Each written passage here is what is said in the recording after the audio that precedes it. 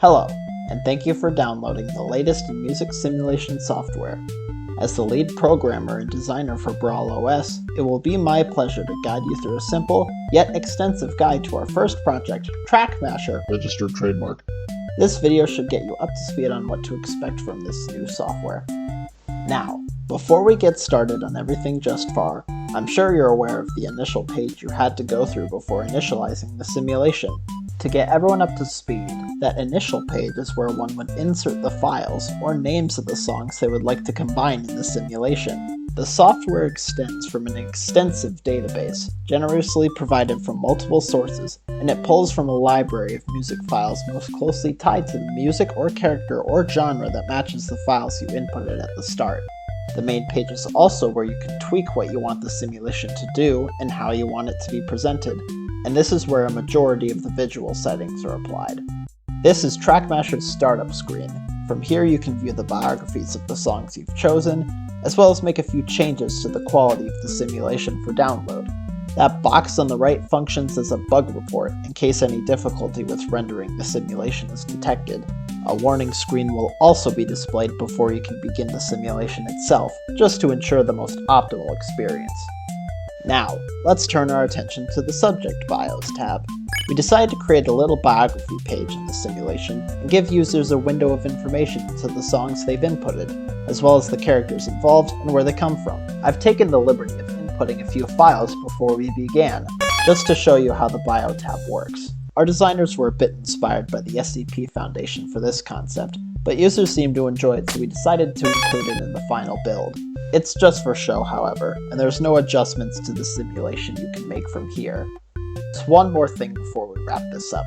The simulation does allow for minor audio and visual adjustments to be made via these two settings tabs. From here, you can adjust the volume and audio quality of the simulation, as well as some additional features the devs recently included.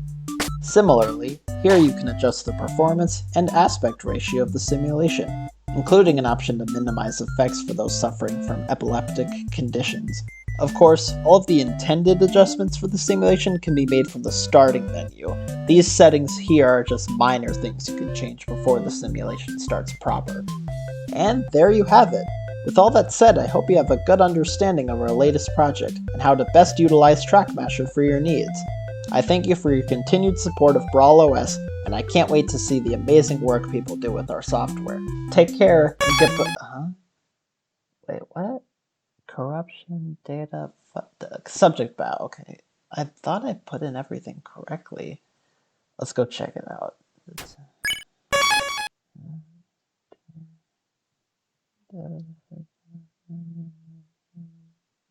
Okay, that looks fine, but what about the other? Oh. Huh. That wasn't like that before. What? I know Metaverse said something about this particular file that they sent to the database, but I didn't realize it would be... Alright, let me run a quick test simulation to just make sure everything works. What? Corrupted file? I thought I put all these in... Okay, I'm gonna need to back out of this and talk with programmers. Something's clearly wrong with this copy of the thing that Metaverse sent us. Okay, what the... Oh, okay, oh, jeez. Alright, I gotta shut this down quick before anything gets worse.